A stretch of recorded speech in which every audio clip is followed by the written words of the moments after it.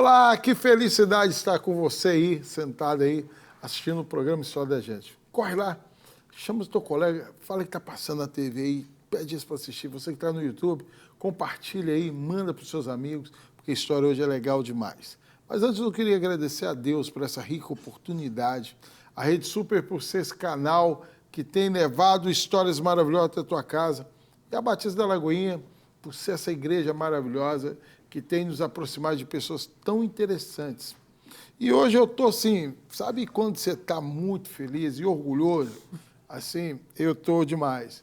Eu estou aqui hoje com José Eustáquio, vice-presidente da Aspron, gente, vice-presidente da Aspron. Ele trouxe para mim um presente aqui, maravilhoso, né? Depois eu vou mostrar direitinho para vocês, um presente magnífico. E o José Eustáquio hoje vai contar para a gente alguma história. Você tem um adolescente em sua casa aí? Tem um jovem, está à procura de uma mudança de vida, sabe? A gente tem tantos jovens que passaram por essa instituição e se tornaram pessoas de bem. Inclusive o próprio Zé. Zé, puxa vida, cara, ó, vou te falar, tô honrado, bicho. É um prazer estar com você, estar com o seu público, falando de histórias que são histórias, antes de tudo, histórias reais, e histórias que podem ser inspiradoras também. Sim, e assim, a Aspron, ela tem quanto tempo já no mercado? Ela está com 48 anos, vai fazer 48 anos agora em dezembro, e a gente está preparando já a festa dos 50 anos daqui a 2 anos. Sim. E eu vim exatamente falar um pouco disso, falar do trabalho que a gente está realizando nesse momento, que é de uma pesquisa, um levantamento amplo, que tem por base histórias de pessoas que passaram pela Aspron ao longo desses quase 50 anos de existência. Que interessante, rapaz. Então vocês vão agora contar histórias de pessoas que deram certo. Histórias de pessoas que passaram por lá, pessoas que estão em vários lugares, pessoas que estão fazendo hoje tanto carreiras profissionais, alguns acadêmicos, histórias de luta que a gente quer contar, histórias de resistência também. E história de esperança, sobretudo. Você sabe o que eu acho fortíssimo nisso? Sim. Porque, ainda mais eu que trabalho com vilas e favelas, aglomerados, a gente vê uma estatística muito alta de homicídios, de jovens presos, de jovens que não tiveram oportunidade. E, de repente, você vem com essa notícia linda, maravilhosa, da gente fazer uma estatística totalmente adversa do que a sociedade apresenta. Exatamente. Cara, que loucura. Essa é uma intenção, é nossa intenção, porque a gente tem um lema na Aspron que é muito interessante, que a Aspron ela contribui também para transformar vidas. E o público da Aspron, como você bem sabe, Cris, é um público de pessoas que vêm de vilas e favelas, pessoas que são de famílias em situação de vulnerabilidade social, e pessoas que têm, que desde muito cedo, desde criança, adolescente, acabam sendo colocadas também para o mercado de trabalho, para poder contribuir com o sustento da família, com o orçamento, às vezes, muito apertado das famílias. Então, esses jovens, tanto meninas quanto rapazes, eles recebem na Aspron, além do encaminhamento para o mercado de trabalho, recebem um suporte necessário para que outras propostas, outros projetos de vida sejam apresentados para esses jovens. Então, a gente quer saber um pouco mais sobre essas histórias e, por isso, a gente está fazendo essa pesquisa, uma pesquisa bem ampla, que está sendo hoje divulgada pelas redes sociais, no site da Aspron e em vários outros meios de comunicação.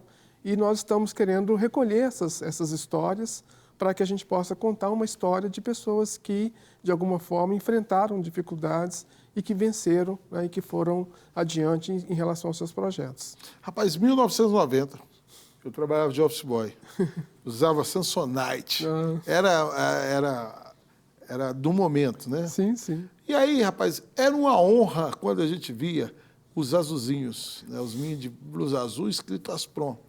E a gente via assim, deu certo, esse cara deu certo. E aí era muito interessante, a gente parava na fila de banco, naquela época tinha as filas de banco para pagar as contas. E era muito louco o diálogo nosso, que era office boys, de empresas que não tinha ninguém da Aspron, e o diálogo dos meninos que eram da Aspron. Ou seja, a gente falava que tanta coisa errada, tanta coisa assim, a gente ia para o fliperama gastar o vale transporte, E o menino da Aspron, não, ele vinha com outro discurso, com uma conversa assim, de orientar nós, que eram jovens, cara da mesma idade, me orientando. Sim. Como é que é feito esse trabalho de conscientização desses jovens? O vínculo com a Aspron, ele vai muito além do mercado de trabalho, porque tem, além, né, do suporte que é dado para o jovem estar, por exemplo, conciliando trabalho e escola, que é um desafio muito grande, como Sim. você bem sabe. Quer dizer, quem trabalha 8 horas por dia como office boy tem que enfrentar a escola noturna muitas vezes. Então, há um suporte de acompanhamento escolar para esses jovens, uma série de atividades formativas, não só para os jovens, como também para suas famílias. Por exemplo, a gente tem programas, projetos que são desenvolvidos em parceria com outras instituições que fornecem formação para o trabalho, para os pais e, às vezes, parentes das pessoas que estão na Aspron. E o jovem recebe orientação para além desse vínculo com o mercado de trabalho. Várias palestras, atenção à saúde, atividade cultural que os jovens também desenvolvem. E, com isso, a gente vai possibilitando que esse jovem tenha um olhar mais ampliado, muitas vezes, para oportunidades que nem sempre ele desfruta, tendo em vista os lugares onde eles estão inseridos enquanto trabalhadores. Então, o que a gente percebe é que esse suporte que é dado para que o jovem se vincule à Aspron, ele projeta esse jovem para outras oportunidades. Eu acho que isso é que faz uma diferença muito grande no trabalho que é realizado pela equipe técnica da Aspron. Não, interessante que teve uns meses atrás, eu estava vendo o campeonato. Futebol, sim. Rapaz, sim, e tem uns caras bons de bola, sim. Rapaz. E não só o torneio masculino, como a gente terminou feminino agora, também. Tem o feminino também. Então, tem aí uma forma de inserir esses jovens, né, diante da cultura, diante das artes, do esporte, que faz com que ele tenha, na verdade, uma possibilidade maior de se pensar e pensar alternativas de vida para si e para sua família também.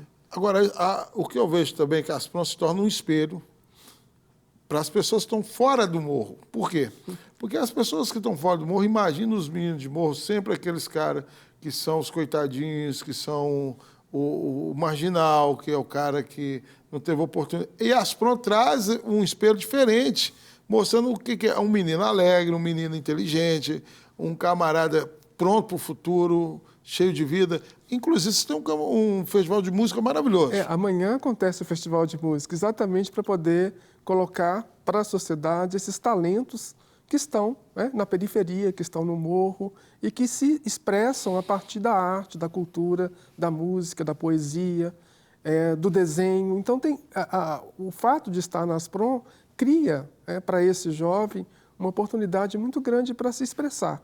E, com isso, a gente acaba quebrando um pouco desse estigma do jovem que vive na periferia, que está na favela, que está na comunidade, porque ele é visto muitas vezes pela sociedade como alguém que tende, né, a uma vida marginal. E a gente sabe que não é isso, e a gente sabe muito do potencial que esses jovens e essas jovens têm.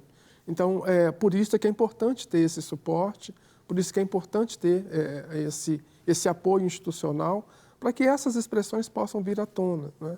Eu falo por mim mesmo, eu passei pela Aspron quando estava adolescente, né?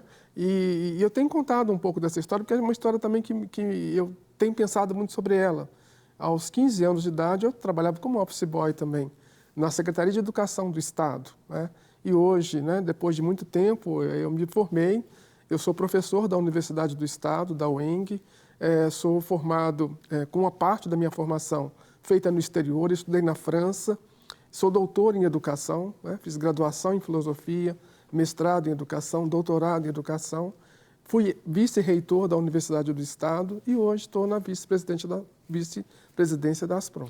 E você é de qual comunidade? Eu morava, na época, quando eu era adolescente, morava no bairro Ipanema, no bairro Glória, que era, na verdade, na época era uma periferia muito, muito ampla, né? Agora foi incorporada um pouco aquela região ali do Balípio de Melo, mas ali era muito difícil. E sem contar que você fugiu totalmente da estatística, né? Porque, negão, né? Morador de uma periferia. Mãe, sua mãe era qual a profissão? A minha mãe era trabalhadora doméstica. Doméstica, pai? Meu pai, ele era contínuo da antiga Telemig. Né? Contínuo. Contínuo. Pronto. Nada do que falasse com você há 30 anos atrás, que você seria hoje, esse espelho de hoje não chegaria lá. Não chegaria. Assim, é uma caminhada, não só minha, mas de muitos outros, uma caminhada muito improvável. Por isso que a gente tem falado muito dessa questão de ter suporte para poder apresentar oportunidades para as pessoas, né? Sobretudo pessoas negras, como você está se referindo, né? Jovens, né? Mulheres e homens, que precisam, na verdade, né? Dado todo um conjunto de circunstâncias históricas que a gente ainda tem como reflexo da nossa sociedade, desigual como é, e então é preciso que a gente tenha, na verdade, um olhar mais atento para essas trajetórias de jovens de periferia, para que essas oportunidades possam aparecer nas suas vidas. Eu quero falar para você que está dentro do seu quarto aí agora, está na sua sala, você que é um jovem, talvez você está me assistindo aí dentro de um local que ninguém queria estar, ou dentro de um quarto, dentro de uma sala, sem saber o que vai fazer da vida, achando que ninguém está te vendo. Deus está te vendo. Isso é o mais importante. E o melhor de tudo, cara, você não está morto, não. Está vivo. Não é porque nós temos o mundo contra que a gente tem que ir contra também. Pelo contrário, a gente tem que ir contra a maré. Sim, sim. Não é verdade, professor? É exatamente isso que a gente tem procurado estimular, né? Não só essa relação com o mercado de trabalho, mas ser também um fator de mudança, de transformação na vida dessas pessoas, na vida desses jovens e de suas famílias também. Porque muito do que a gente vivencia no cotidiano, e você sabe muito bem disso, levam a crer que esses jovens têm um futuro muito ameaçado. A gente vê, né, nas estatísticas a questão da mortalidade, do genocídio da população negra, dos jovens negros, muitas vezes assediados, né, pelo tráfico de drogas. Então, tem um conjunto de circunstâncias que fazem com que, muitas vezes, esses jovens sejam vistos como uma ameaça para a sociedade. E o que a gente quer mostrar é que não é isso, né, que pode ser diferente disso. Que a gente pode construir novas estratégias de vida, construir projetos interessantes se a gente tiver oportunidade.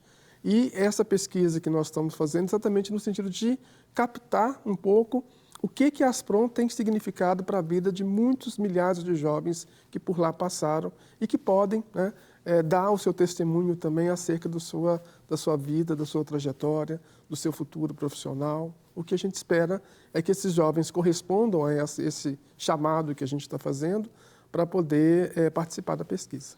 Bem, na minha época tinha aquele negócio, Asprom e Exército. Né? Uhum.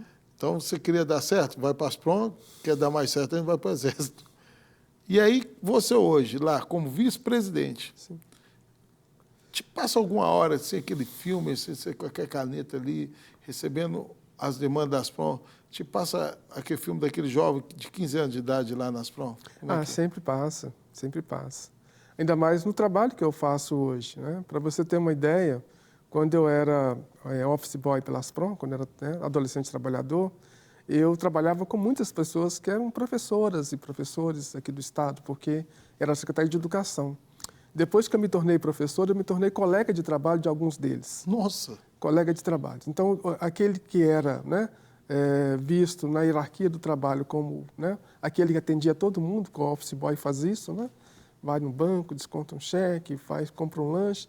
As pessoas se tornaram colegas minhas de trabalho. E algumas até trabalhando sob a minha orientação. Exatamente. Então, isso muda, assim, passa um filme, né? E o filme toda hora está passando na minha cabeça. E tem que ter muita humildade. Muita. E, ao mesmo tempo, uma percepção de que a gente é capaz de fazer trajetórias assim, sabe? No sentido de que não é nenhuma mágica, mas é resultado de um conjunto de oportunidades, né? Também do esforço pessoal, mas, sobretudo, do caminho que vai se abrindo quando a gente se coloca em movimento, sabe, Cris? Então, acho que essa talvez seja um grande diferencial que a Asprom promove na vida de muitos jovens, né? Tanto meninas quanto rapazes. Nós estamos dando um problema muito sério no Estado. E eu queria que você me ajudasse a pensar nisso. Por exemplo, a Asprom ela tem lá a regra dela que para o jovem estar lá tem que estar estudando. Essa é uma condição por conta dessa questão das oportunidades. Uhum. E hoje, por exemplo, o Estado está fechando as escolas toda a noite, cara. E assim, vaga para segundo grau hoje, né, no Estado, como é que vocês têm lidado com essa situação? A gente tem feito um trabalho junto às escolas de ensino médio, porque uma boa parte do público da Asprom é do ensino médio, né, fazendo o antigo segundo grau, e a gente tem procurado inserir esses jovens em escolas que têm, na verdade, condições de fornecer uma educação, né, de qualidade, para que esse jovem não se perca ao longo do caminho, não tenha oportunidade de escolarização. A gente está vendo uma crise muito séria no ensino médio, o novo ensino médio tem trazido, né, muitas preocupações, e a questão da escola do ensino médio, sobretudo nas periferias, é uma das bandeiras que a gente tem colocado na negociação, tanto com o Estado quanto com o município também, para que a gente possa ter, de fato, a oportunidade para que esses jovens se insiram na educação. Eu falo porque a região que eu moro hoje se fechou muita escola estadual à noite. Infelizmente, fecha-se muita escola e abre-se muita vaga em presídios. E vocês também ficam sem também, fica à mercê disso, né? Porque, poxa, podia ter ali mais uns 10, 20 meninos e as escolas fecharam. No caso dos jovens que estão na Asprom, a gente tem um trabalho sistemático de acompanhamento escolar. E os que não entraram ainda? Para os jovens que estão na Asprom, né, que hoje são milhares que estão lá na Asprom, a gente tem, na verdade, um sistema que é de acompanhamento, porque faz parte do Estatuto da Criança e do Adolescente, né, que o jovem que trabalha também está vinculado à escola. Então, isso é um compromisso da instituição. Acompanhar o desempenho escolar, analisar, né, onde é que está havendo algum tipo de problema no desempenho desse jovem, para que ele não perca, na verdade, essa oportunidade de fazer essa conciliação entre trabalho e escola. E, ao mesmo tempo, também fazer gestão junto ao poder público para que essas oportunidades de inserção na escola sejam, de fato, estejam ao alcance desses jovens também. Você sabe uma coisa que me chamou muita atenção? Foi uma vez eu fui palestrar na Asprom, acho que uns 4, 5 anos atrás, e ali era uma formatura que estava tendo, e os meninos levando os pais para assistir. É interessante que os meninos, quando estão perto um do outro, eles são um tipo de gente, mas quando está perto do pai, parece que os pais ficam meio tímidos, e eles vêm pai, eles ficam tímidos, mas o orgulho de mostrar o diploma para a mãe foi muito maior. E às vezes a vergonha da mãe de não ter nenhum diploma para mostrar para o filho também é grande. Você percebe essas coisas? Sim, sim. É tanto que o trabalho que a gente procura desenvolver na Asprom, ele vai além do jovem, porque ele também ele tem uma relação com a família, né? Porque como a Asprom é uma entidade cadastrada como no campo da assistência social, então ela vê o jovem no seu contexto como um todo. Então a família faz parte. Então muitas vezes, né, a gente tem, por exemplo, algumas atividades, alguns projetos de formação profissional para as mães, para os pais, para que eles possam, de fato, terem condições, né, de ter uma vida mais digna, uma vida digna, e com oportunidades que possam também refletir na qualidade de vida da sua família, né? Então, e de fato acontece isso mesmo. Às vezes o jovem que está na Asprom é o primeiro que tem, por exemplo, uma carteira assinada na família, né? Porque, como você sabe, o trabalho na Asprom é um trabalho protegido, né? Então, um trabalho que tem direitos, né? Tem acesso a direitos trabalhistas, a carteira assinada, salário. Então, muitas vezes acontece desses jovens serem, por exemplo, aquele que tem a renda estável na família e até mesmo ser arrimo de família por conta do trabalho que exerce na Asprom. Você sabe uma coisa também que me chamou a atenção uma vez? Uma mãe me falou que era doida para pôr o filho dela para trabalhar na Asprom, mas que tinha ficha suja, porque já tinha sido preso. Eu falei, olha, eu não vejo por esse lado. Você podia esclarecer isso, por favor? Sim, até por conta de ser uma instituição, né, vinculada à política de assistência social, a gente tem convênio com a Secretaria de Assistência Social, com órgãos do poder público, que faz também inserção de jovens que cumprem, por exemplo, medida socioeducativa. Então, não é problema. O desafio é maior, como você, né, deve perceber, mas essas oportunidades a gente tem que garantir para todos eles, sobretudo para esses que são mais vulneráveis ainda, né? Porque já estão ali com medida socioeducativa, estão cumprindo, às vezes, medida em espaço, né, fechado. Então, é preciso ter uma atenção maior, não só da Asprom, mas também do poder público, para que esse jovem possa reverter um pouco dessa situação que está colocada para ele. Mas não é nenhum impedimento, não, de forma alguma. Tá. Esse pai que está assistindo a gente aí agora, que quer colocar o filho dele na Asprom, que quer uma oportunidade, como é que ele faz? Olha, a gente tem um cadastro, ele é aberto, né, permanentemente, e é o cadastro que está no site da Asprom. É só abrir lá, é asprom.org.br, e tem um link que leva à página do cadastro. E o cadastro é todo online, né, é feito na internet, e aí a pessoa que faz o cadastro recebe lá um número de cadastro, e aí, de acordo com a demanda, né, de oferta de trabalho que a gente recebe, que as contratantes trazem para a Asprom, a gente então vai encaminhando para o mercado de trabalho. Vale a pena ressaltar que esse cadastro é gratuito. Não, tudo é gratuito. Né? Tudo é gratuito. Ô, professor, você sabe o tamanho que você é, né, cara? A responsabilidade que nós somos, principalmente por nós virmos aí de uma periferia, por sermos negros, né? Não é vitimismo, mas é por sermos sim, por sermos pessoas que deu certo. E levar essa responsabilidade adiante não é tão simples quanto as pessoas imaginam, não é verdade? Eu encaro isso, Cris, como um compromisso. Ainda mais que depois a gente ia chegando numa certa idade, né? Eu sou praticamente da primeira geração da Asprom, né? Eu entrei na Asprom, a Asprom tinha apenas 3 anos de existência. Hoje eu estou com 60 anos de idade. 60 anos, 60 meu irmão? anos de idade.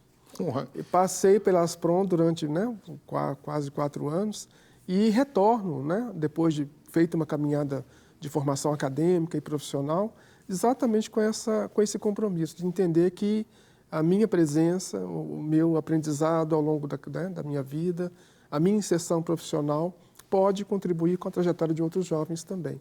E eu acredito muito nisso, acho que é um trabalho que expressa muito do que a gente acredita nessa capacidade também de desenvolver ações para reverter um quadro de exclusão social. Rapaz, você que está aí assistindo, na época então que você estudou, era muito difícil estudar. Muito, muito. Eu estou te falando de batalhas muito longas, né? De chegar em casa de madrugada, às vezes, vindo da escola, acordar muito cedo para poder voltar para o trabalho, trabalhar 8 horas por dia. Você acha que valeu a pena? Muito, valeu muito a pena. Se não fosse isso, eu não teria feito toda essa trajetória que fiz. Não só eu, mas muitos jovens que passaram por lá. Professor, então, quais são os planos futuros aí? Vamos lá. Agora tem um festival de música. Amanhã tem um festival de música, né? A gente tem uma programação para o ano ainda, né? Mas nesse momento agora eu queria enfatizar a importância dessa pesquisa que a gente está realizando. É uma pesquisa que quer ouvir, né, quem passou pelas Asprom. Vai até o final do ano? A gente está com o questionário da pesquisa está sendo divulgado, né, por WhatsApp, para quem tem o cadastro, pelas redes sociais. Então, a gente está ampliando muito. Nós recebemos já muitas respostas, mas a gente quer receber mais ainda para ter um quadro mais geral sobre o que esses, né, adultos e jovens têm feito depois de passado pelas Asprom. E então, hoje nós temos quantos jovens Asprons? Quantos que passaram por lá? Não, quantos que estão ativos? Em torno de 3.000 pessoas. 3.000 que já passaram, aí a gente perdeu, aí a gente se perde. A gente está com um levantamento de quase 40.000 pessoas. É uma cidade. É muita gente, é muita gente. Muita gente. E assim, é interessante, porque assim, nas periferias, nos bairros, né, nas favelas, a gente tem muita gente que passou pelas Asprom. Então, é um público que, como a sua mensagem chega até esse público, é importante que as pessoas possam se mobilizar para participar também dessa pesquisa, apresentarem, né, a sua... É importante eles participarem? Sim, é fundamental, até para que a gente possa conhecer um pouco do que aconteceu na vida dessas pessoas depois que passaram por lá. Bem, estamos chegando ao final aí, professor. O senhor tem algum recado aí, quer mandar um abraço, né? Aqui não é o show da Xuxa não, mas pode mandar um abraço, um beijo para quem o senhor achar aí. Eu queria agradecer a vocês, né, pela oportunidade, agradecer a equipe técnica, agradecer a vocês especialmente pela abertura desse espaço, né? Você conhece o trabalho das Asprom, já esteve com a gente algumas vezes. Então, é importante que a gente tenha essa interlocução, né, exatamente por conta da necessidade que a gente sente hoje de apresentar para os jovens da periferia algo que possa fazer diferença nas suas vidas. Então, agradeço muito a você por essa oportunidade. Rapaz, o Brasil tem jeito demais. Tem. Tem muito jeito. Eu sou uma pessoa que tem muita esperança, né, no futuro dessa juventude, da juventude negra, periférica, porque a gente faz muita diferença. Muito obrigado. Pois é, a história da gente, cada vez que passa, você está vendo que novidade legal. Eu te aconselho a conhecer mesmo os trabalhos das PROM. Você que é mãe, você que é pai aí, você que é tio, você que é padrinho, madrinha, coloque lá, indique esses jovens para as PROM, faça esse cadastro. Sabe por quê? Porque as escolas hoje estão aí cheias, a rua está cheia. E nós precisamos pegar esses jovens e colocá-los no mercado de trabalho. Nós estamos falando de um jovem que passou pelas PROM, se tornou um homem, se tornou professor, se tornou vice-presidente, se tornou reitor, né, vice-reitor, e hoje está aqui para te incentivar a levar teu filho. O programa História da Gente vai ficando por aqui. Agradeço muito a Deus por essa oportunidade e até o próximo programa, se Deus quiser.